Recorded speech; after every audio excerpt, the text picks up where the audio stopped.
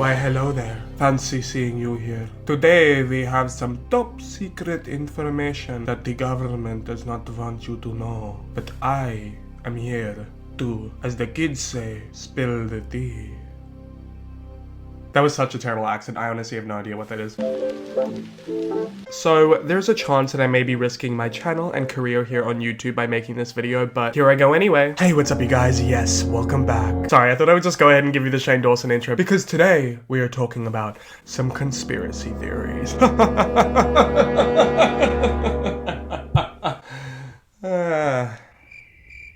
Let's go. Hey, what's up you guys, it's me Luke and welcome back to another video, or if you're new here, welcome to my channel. If you're new, I post commentary and critique videos here on my channel, so if any of that interests you, make sure that you subscribe and turn on the post notifications bell so that you never miss another upload. Alrighty guys, so today's video is a lot. So buckle in my friends, grab a snack, because today we're talking some conspiracies. So recently I made a video about how corporation channels might be taking over YouTube. If you have not seen that video, I will go ahead and link it down below for your viewing pleasure. But in that video, I mentioned how YouTube might possibly have industry plants, which are basically channels that they created and faked to seem like authentic individual channels, when really they're behind the whole thing and it's all just a money marketing scheme. So in today's video, that's kind of what we're touching on, along with a few other things. I am going to be exposing YouTube's dirty little secrets. But before we hop into this video, I do have to say that everything in this video is alleged, because I am not looking to get sued. I don't know what you would take from me, but I'm not looking to get sued. Anyway, so for the past couple of weeks, I've been doing a lot of digging. I'm somebody who's honestly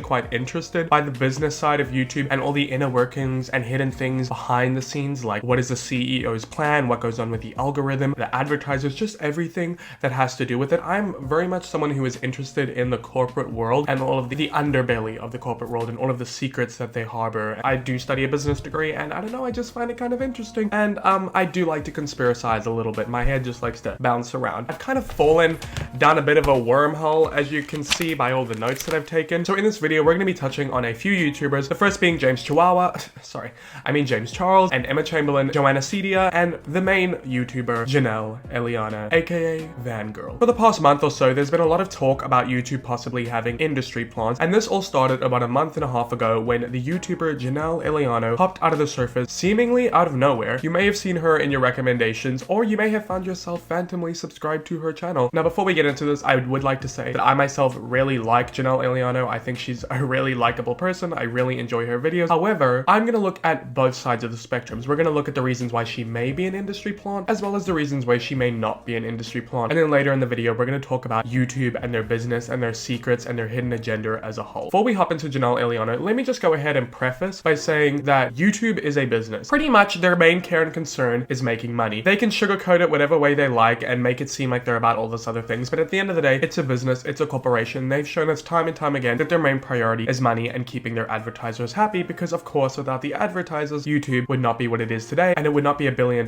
company. So their main priority is keeping advertisers happy, and of course that in turn means that the channels that they favor the most are the advertiser friendly channels. Now if you don't know much about YouTube and the business behind it and the inner workings, I'm going to give a little bit of a background just so that you can kind of have a footing for the rest of this video. So of course it is no secret that one way that YouTubers make money is through the ads that play on their videos. Now some things that you may or may have not known is that YouTube takes a really big cut of that AdSense. I'm sure a lot of you knew that, but what some of you may not know is that each video has what is called a CPM, which is how much money you get per 1,000 views. This can range from literally $2 to $25 per 1,000 views, and it varies depending on what type of content the video is about. I myself have an average CPM. I don't think I'm allowed to tell you what it is, but it's not that high. But my CPM will often drop if I make a video that is more controversial, or if I make an LGBTQ video. What's that all about, YouTube? Or if I make a video that's more family friendly or topical, it will get a higher CPM. Like for example, when I made a video about my sexuality, it had a really low CPM, but then I was making my Tana videos, they had a really high CPM. So it's all very interesting, and of course YouTube wants to go ahead and push the videos that are going to make them the most amount of money, aka the videos with the highest CPM. So YouTubers with super high CPMs are obviously family friendly makeup channels, because makeup and beauty is an extremely profitable sector in YouTube. They have their family friendly family vlogger channels, or just their vloggers in general, and you can tell which YouTubers YouTube backs based based on who they put in YouTube Rewind or who they interview or put on their YouTube Instagram stories. Susan herself, the CEO of YouTube, has made it pretty clear which YouTubers she favors. She has literally gone to James Charles's house and had an interview with him. She literally invited him to the Met Gala. She had an interview with Elfie Days, out of all people. I don't know why, he's so incredibly irrelevant, but you can tell who YouTube backs and who YouTube doesn't back. It's pretty clear. Just take a look at the last YouTube Rewind and you'll have a pretty clear idea. Now, the reason I say this is because YouTube likes to act like it's a free-for-all and anybody can make it on the platform, and it's all just in the algorithm and that they don't play a part in it. However, I completely and utterly disagree, because if that were the case, why does YouTube constantly push the same people down your throat? Maybe it's because YouTube wants the biggest YouTubers on their platform to be the most advertiser friendly. Really think about that, because YouTube has had a lot of controversy in the past with the adpocalypse, when they had the Logan Paul scandal, and then when they had the PewDiePie scandal, and all of their other scandals in the past. So of course, YouTube's main agenda is keeping their advertisers happy, and of course, to do that, they're gonna have to reassure them that the biggest YouTubers on their platform are advertiser friendly. So of course, they're gonna push those YouTubers to you more so that they grow. Does that necessarily mean that YouTubers like James Charles and Emma Chamberlain are industry plants? Not necessarily, because I do think that they started their channels individually. However, who's to say that they're not getting industry backing now? Who's to say there's not anyone up at YouTube keeping a watchful eye on their channels and making sure that they get pushed in the recommended and making sure that those views are up? YouTube likes to say that when videos get demonetized because they are too risque, that it doesn't affect their recommendations. However, this has been proven time and time again that when somebody's video gets demonetized, it doesn't get recommended to people and the views drop significantly. So in my opinion, that's just a load of BS. Now, that's not to say that the only way that your channel can grow or your videos can get in the recommendations is if they are family friendly, because of course there's still the algorithm at play. The algorithm is really fickle and no one really understands how it works. I don't even know if YouTube does. Suffice it to say, there are videos out there that aren't super family friendly that do get pushed, and channels out there that do. However, I feel like it is a lot more challenging, and I feel like family friendly channels are a lot more prevalent on the platform, and those videos get pushed in the recommendations a lot more than the more risque videos. So while the algorithm is at play, I wouldn't put it past YouTube to have their own little manipulation at play as well. Now, before we discuss Jennelle Eliana and the algorithmic anomaly that is her channel and the possibility that she's an industry plant, let's first go ahead and discuss two other YouTubers that people speculated were possibly industry plants. So first up being Emma Chamberlain. I don't think there's a lot of backing that she may be an industry plant, because her channel was started pretty organically. I myself found her when she only had around 200,000 subscribers, and she had a pretty decent amount of views. Everything was tracking quite normally, and her growth, while fast, was nothing that hadn't been seen before. However, her channel kind of skyrocketed last year. However, I do think there was a lot of different factors that contributed to that. Her being a dote girl, her collabing with Tana Mojo and James Charles, and the Vlog Squad, and going to Playlist Live and Coachella, and all these different things. I think you can figure out why her channel blew up the way it did. I think another YouTuber whose growth was a lot more unpredictable and shocking was Joana Ceddia. Joana Ceddia literally grew from like barely anything to 1 million subscribers in such a short period of time. Her videos were barely breaking 100 views, and then all of a sudden she makes a video about Emma Chamberlain's clothing line and how she DIY'd it, and the video skyrockets. And then after that, all of her other videos skyrocket, and then she just keeps on growing and growing and growing and growing to the point where now her videos all get like a minimum of 2 million views. Now, I think there are probably a lot more arguments for Joana Ceddia's channel being an industry plant as opposed to Emma Chamberlain's, because she literally grew so rapidly. She just had the one video that popped her off, and Emma Chamberlain was kind of the pioneer of the quirky relatable teen epidemic, and then Joana Ceddia was kind of like the counterpart, the anti-quirky relatable teen. She wasn't like the other girls in the sense that she didn't really care about, you know, fashion, makeup, beauty, lifestyle videos and Instagram and all that. She was just all about being actually quirky and funny and different and unique, and she was very different. So I feel like Joana Ceddia definitely sticks out from all those other girls, so I think that's why people really liked her, and she was kind of a breath of fresh air. Do I think that either of those girls were an industry plant? No. Do I think that certain channels do have industry backing? Definitely. You can see it, like I said, with YouTubers like James Charles. He had his huge scandal with Tati Westbrook a few months back, Dramageddon 2.0 if you will, and he literally lost 3 million subscribers in the matter of a week and then gained them back in a matter of 2 months. And I don't know, I find it really difficult to believe that all 3 million of those people forgave him and resubscribed to his channel. And also, there has been a lot of talk of people being phantom subscribed to certain channels and phantom unsubscribed to other channels. People will literally check up on channels that they really like and see that they're unsubscribed to them, and then see these other random channels and they're like, hey, I don't even remember subscribing to you. And this has happened to me in the past before. Or a YouTuber's video that I really like will just not even show up in my subscription box, whereas YouTubers I don't even follow, like I'm not even subscribed to James Charles, and his videos are always in my recommendations, even though I don't even watch makeup videos. So does YouTube have industry plants? Debatable. Is YouTube pushing and backing certain content? Definitely. Now let's get on to Jennelle Eliana, because I think her channel is something extremely interesting and different from all these other channels. So Jennelle Eliana, aka Vangirl, if you do not know, is a recently 21-year-old girl who lives in California, and she lives in a van with her pet snake, Alfredo. Pretty quirky stuff, I know. So she popped onto the surface seemingly out of nowhere about a month or two ago, and she literally grew to 100,000 subscribers after having one video out, and then gained 1 million subscribers in the matter of 1 week after only having 2 videos out. Her channel is an algorithmic anomaly. So like I said, we're gonna look at both sides, but first, because it's more fun, let's go ahead and talk about the reasons why she may be an industry plant. The first is that she has no digital footprint prior to her come up. Now, she says she only got her first laptop in her senior year of high school, and she had no social media beforehand, which is questionable. I don't know, I personally find it really difficult to believe that any teenager in this day and age doesn't have social media. Second of all, she really had no backing to make her channel boost that much. Like, if she had a ton of Instagram followers, maybe that would do something, but she only had 3,500 Instagram followers prior to her come up, and only like 30 posts, and she'd only had it for about 10 months, and every single post was about her van life, about her van. Everything was very niche. There was no photos before of her life before the van. And if she wasn't an industry plant, this would be really good branding and really good niching down. So let's keep that in mind. Another reason she may be an industry plant is the fact that her channel is extremely polished for somebody who just started their YouTube channel. You go and watch her first video, she acts so natural in front of the camera, she's so comfortable. The editing is really great. It was honestly just the perfect YouTube video. It was extremely engaging. It was really entertaining. It was really quirky. It was honestly just surprising because if you go on any YouTuber's channel and go to their oldest video, almost every YouTuber has kind of an awkward stage when they first start their channel, where they're getting used to being comfortable in the camera, where they're getting used to editing. Whereas Jennelle kind of skipped that stage and went straight into a full-fledged YouTuber. If I didn't know, I would have thought she's been doing this for ages because she's that comfortable in front of the camera, and her videos, her thumbnails, her tags, and everything is just done so well. A lot of YouTubers, when they first start their channel, don't really know about optimizing their videos, and Jennelle has spoken about how she was never really a huge fan of YouTube. She never really watched a ton of YouTube or really got into it. Yet if you look at her videos, her tags are on point, the keywords are on point, the thumbnails are great, the editing is great, everything is just done so professionally, it almost seems as if somebody did it for her or helped her do it. Interesting. Also, another reason she may be an industry plant is Jennelle Eliana is the perfect image for YouTube. YouTube has been getting a lot of flack for not pushing enough diverse creators, and now all of a sudden they have this person of color. She is somewhat racially ambiguous, perfect blend of exotic. I'm not trying to be offensive by saying this, but like, we all know that there is racial prejudice and colorism on the platform. She's kind of like in a gray area where she's not too light skinned, but she's not too dark skinned for the colorist standards of YouTube. Oh my god, I feel like I'm digging myself in a grave here. I'm not trying to be offensive. If you get what I'm saying, you get what I'm saying. She just is a perfect branding opportunity for YouTube, because if anybody's like, hey, there's not enough diversity on your platform, they can just point them to Jennelle Eliana. Also, like I said, she has that quirky relatableness that a lot of the really big YouTubers have. However, a lot of those girls are extremely similar. They're all white, skinny, teenage girls who are quite materialistic and kind of make the same type of content. However, Jennelle Eliana is extremely different. She literally lives in a van. Like, what other quirky, relatable teen, you know, well, she's not a teen, she's 21, but what other quirky, relatable YouTuber lives in a van and has a pet snake named Alfredo? She's the perfect amount of relatability in the way that she acts, but her life is also extremely unique and different, that it's intriguing and people want to watch her. She honestly just seems like she was created in a marketing pitch meeting. She is just the perfect blend of everything. She's different, she's relatable, she's unique, she's advertiser friendly, she's so well put together, no controversies, she says nothing controversial, everything is just so cookie cutter, but she's still entertaining and it doesn't seem forced. Okay, next up, let's go ahead and look at the reasons as to why she may not be an industry plant. First of all, let's talk about the algorithm. So if you do not know, there are various different aspects that can determine whether or not your video will get pushed in the recommendations. A huge portion of it is timing. What is the topic that your video is about? Is it relevant to what everybody else is talking about? Do the keywords in your title, description, and tags match all the other videos being made at the moment? Is there a popular topic that your video relates to? Will you be found in the searches? There are a lot of different factors to it. Now, van videos and tiny house living is kind of like a sector of YouTube that I feel like a lot of people fall down now and then, and the videos are honestly extremely intriguing. Her thumbnail itself is extremely eye-catching because her van is light blue. She is sitting in it with a giant teddy bear, and she looks really different from all the other van life YouTubers, usually like a white man and woman, and they just are like very...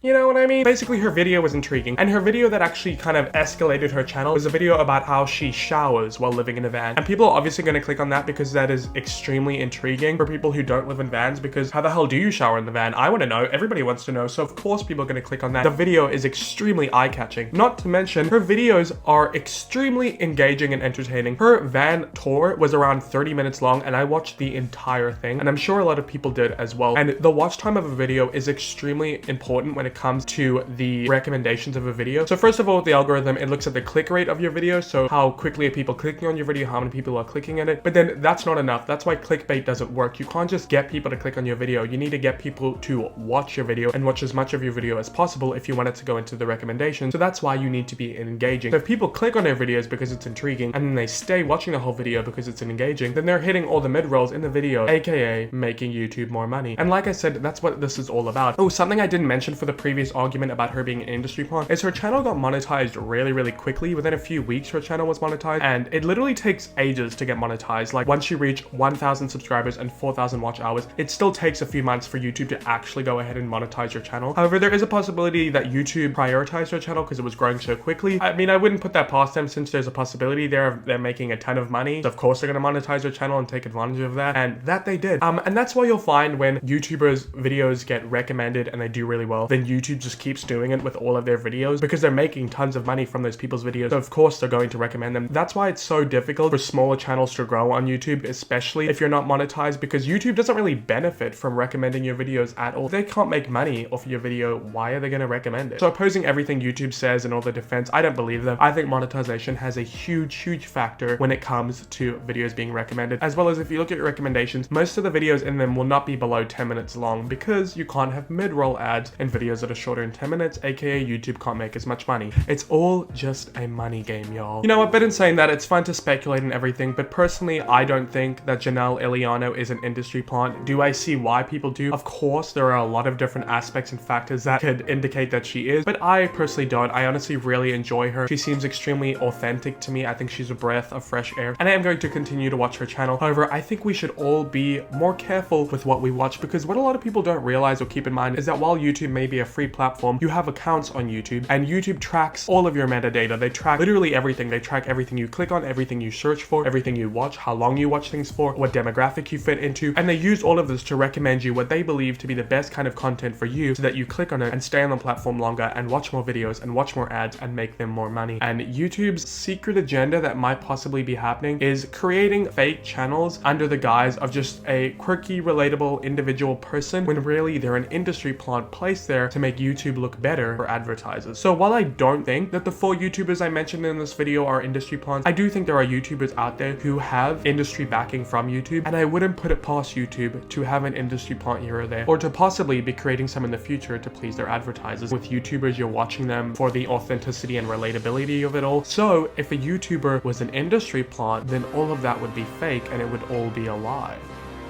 I love conspiracizing. Anyway, guys, that's it for me in this video. I really hope you enjoyed it. If you did, please give it a thumbs up and comment down below what you thought of it. I would really love to hear your thoughts and all of your conspiracy theories around the situation. Who do you think might be an industry plant here on YouTube? I would love to know. As always, all my social media is linked down below if you would like to go ahead and follow me. And of course, make sure that you're subscribed and turn on the post notifications bell so that you never miss another upload. Alrighty, guys, I really hope you enjoyed this video. I hope to see you in my next one, and I hope that you have a great day or night wherever you're in the world. Bye!